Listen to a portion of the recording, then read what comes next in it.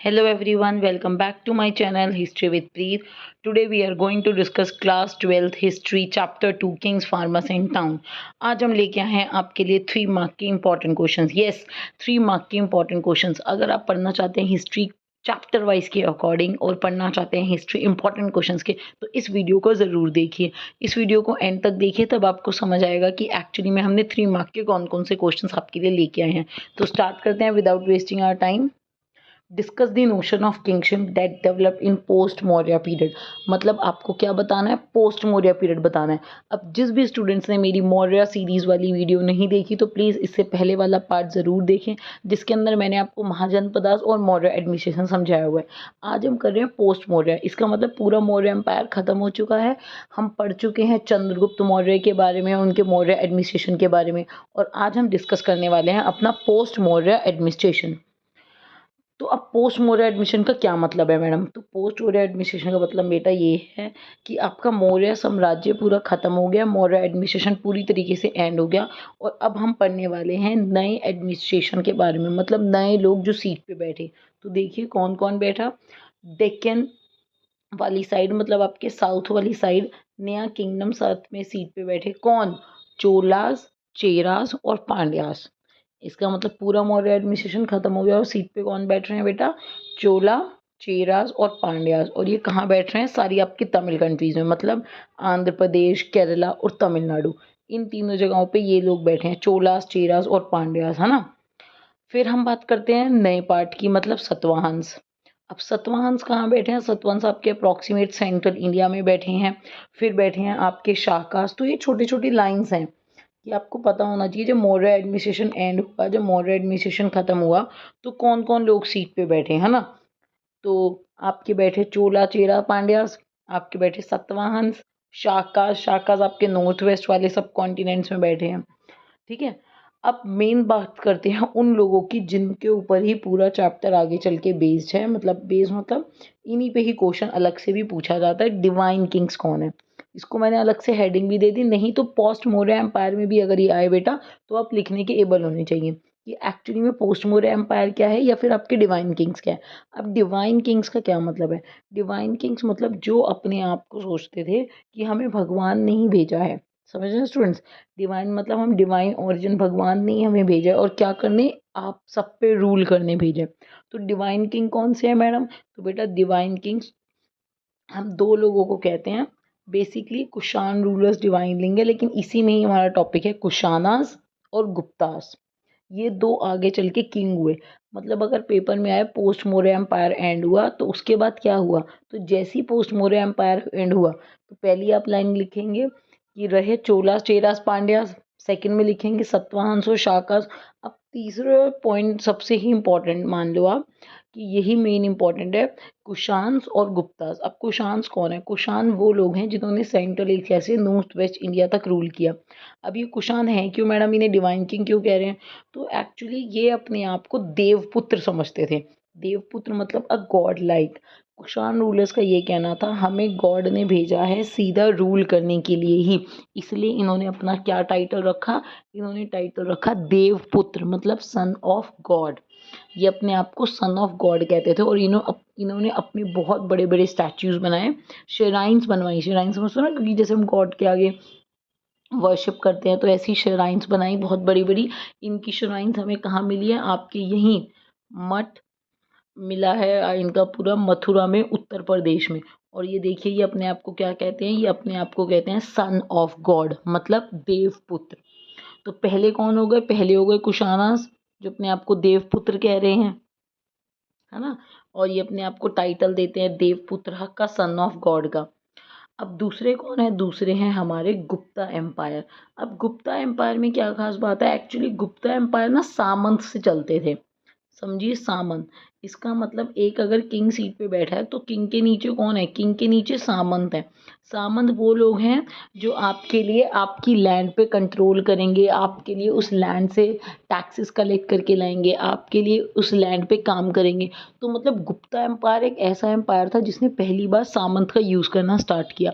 और आपको पता है कभी कभार तो सामंत किंग से ज़्यादा रिच हो जाएगा.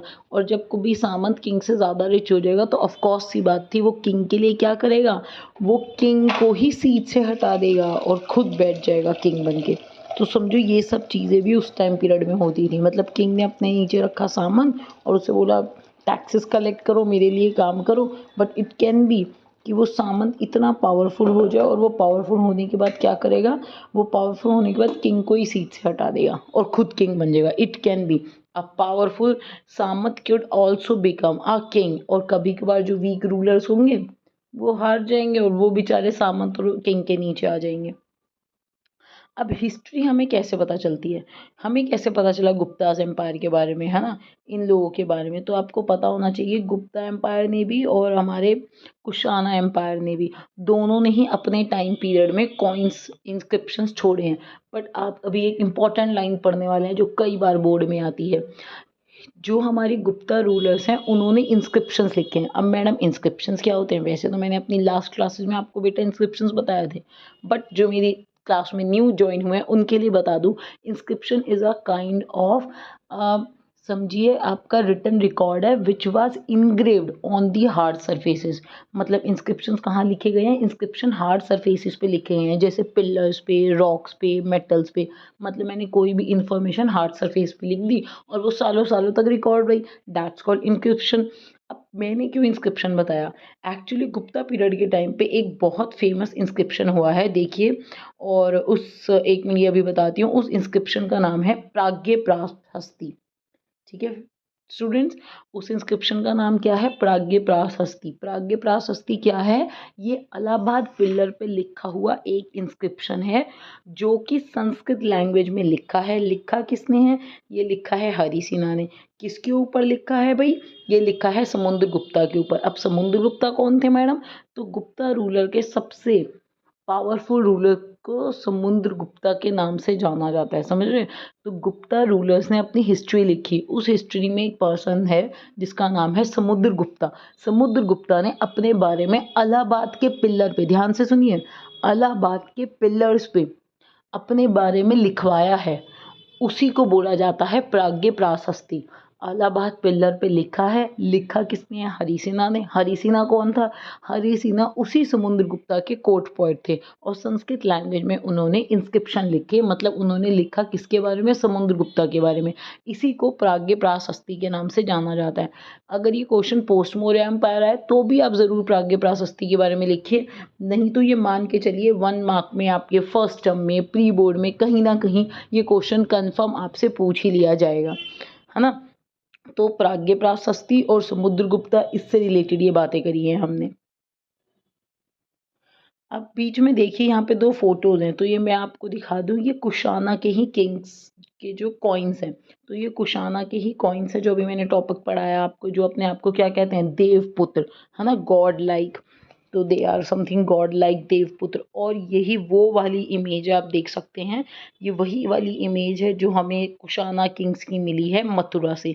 एक तरीके से बहुत बड़ी शेराइन है, वो बात अलग है। अब इसकी समझिए हाथ और अप्रॉक्सीमेट उसका हेड वगैरह सब टूट चुका है, बट यही हमारी एनसीईआरटी की फ़ोटो है जो हमने आपके लिए पिक की है।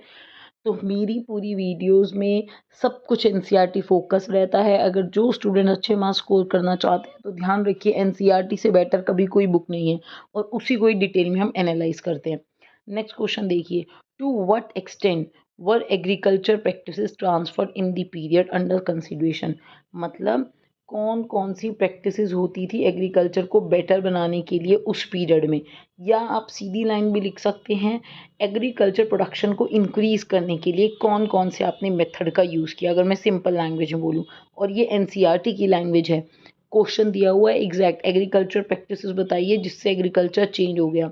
तो देखिए, स्ट्रैटेजीज फॉर इंक्रीजिंग प्रोडक्शन, कौन कौन सी स्ट्रैटेजीज हैं, बहुत इजी कॉन्सेप्ट है, इसको हम पॉइंट में पढ़ेंगे जिसके लिए आपके लिए लर्न करना बहुत ही आसान हो जाएगा।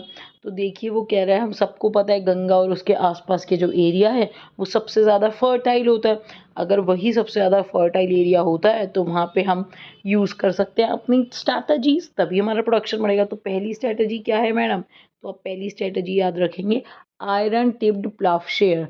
मतलब पहले हम जो प्लफिंग वगैरह करते थे, प्लफिंग पता है ना क्या होता है बेटा, प्लफिंग इस ये प्लफर होता है, ये देखिए मैं आपके लिए बना देती हूँ।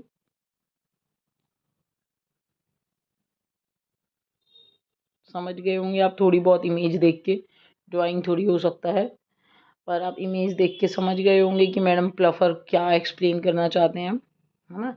ये हमारा अप्रॉक्सीमेट प्लफर है ऐसा।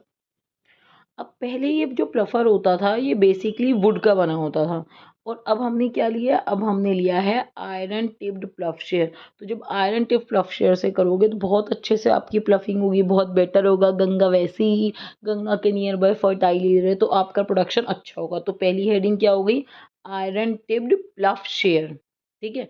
दूसरी हेडिंग क्या है भाई, आयरन टिप प्लफ शेयर उस एरिया में तो बहुत अच्छा रहा जहाँ पर मान लो आपका जो है एग्रीकल्चर प्रोडक्शन अच्छा था, वहाँ सब एरिया में आपकी ग्रोथ बहुत बेटर हुई। पर मान लो जो सेमी एरिड हो गया थोड़ा हिली एरिया हो गया, थोड़ा टेरन वाला एरिया हो गया, वहाँ पे थोड़ा मुश्किल रह गया, है ना। आयरन टिप पर तब भी हम फर्स्ट हेडिंग में क्या लिखेंगे, आयरन टिप्ड प्लफ शेयर। अब दूसरी हेडिंग क्या है, दूसरी हेडिंग है आपकी ट्रांसप्लांटेशन। तो मेरा एरिया है जो वाटर लॉग्ड एरिया है, पहले मैंने छोटे छोटे यहाँ पे सेपलिंग्स ग्रो कर लिए, है ना। यहाँ पे मैंने छोटे छोटे पौधे ग्रो कर लिए, जब वो बड़े हो गए तो मैंने उन्हें जो है इस वाटर लॉग्ड एरिया में डाल दिया। मतलब अब उन्हें पानी चाहिए था तो मैंने उन्हें यहाँ बो दिया। इससे क्या होगा मैडम, इससे ये होगा कि मुझे बार बार पानी भरने की ज़रूरत, बार बार उसे गिरने की ज़रूरत नहीं है। अगर मेरे शहर में पानी की कमी है तो मैं एक ही बार वाटर लॉग्ड एरिया कर दूंगी, और फिर मैं यहाँ पर सीड्स डाल दूंगी। जब तक ये सेपलिंग्स बड़े होंगे, ये पौधे बड़े हो चुके होंगे, इन्हें बाहर निकालूंगी, इसे अंदर डालूंगी, फिर इन्हें बाहर निकालेंगे हम। तो ऑटोमेटिकली एक सीक्वेंस है कि ये वाले हमारे प्लांट्स बाहर निकल आएंगे और ये वाले हमारे प्लांट्स जो हैं जब तक ग्रो हो जाएंगे। अनदर स्ट्रैटेजी क्या है, एक और स्ट्रैटेजी है, सबसे कॉमन स्ट्रैटेजी जो आपको पता ही रहती है हमेशा, वो है यूज़ ऑफ इरिगेशन। मतलब इरिगेशन का यूज़ करेंगे। तो पहला पॉइंट क्या था स्टूडेंट्स, पहला पॉइंट था आपका, फर्स्ट पॉइंट था हमारा आयरन टिप्ड प्लफ शेयर, कि मैंने आयरन टिप प्लफ शेयर यूज़ किया। दूसरा पॉइंट है मेरा ट्रांसप्लांटेशन का मेथड यूज़ किया। तीसरा पॉइंट है ऑफ कोर्स मैंने इरिगेशन के मेथड यूज़ किए, जैसे वेल्स, टैंक्स, कैनल्स, ये सब चीज़ें बनाई ताकि जो है मेरा इरिगेशन बेटर हो सके, ठीक है। और इरिगेशन बेटर होगा तो प्रोडक्टिविटी और बेटर होगी।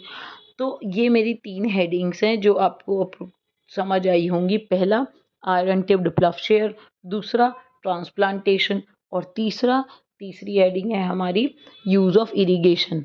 उम्मीद करते हैं आज की क्लास आपको पसंद आई होगी। दोबारा मिलते हैं नेक्स्ट क्लास में, आपके लिए दोबारा से हम चैप्टर नंबर 2 के अगेन हम 3 मार्क के इंपॉर्टेंट क्वेश्चंस लेके आएंगे। कंटिन्यू कीजिए हमारी सीरीज़, और अच्छे लगी तो please don't forget to subscribe and like my channel. जितना हो सके इसे शेयर कीजिए, और कमेंट बॉक्स में मुझे मैसेज कीजिए आपको वीडियो कैसा लगा, जो भी प्रॉब्लम्स हैं, जो भी डाउट है, I'll always ready to help you. Thank you.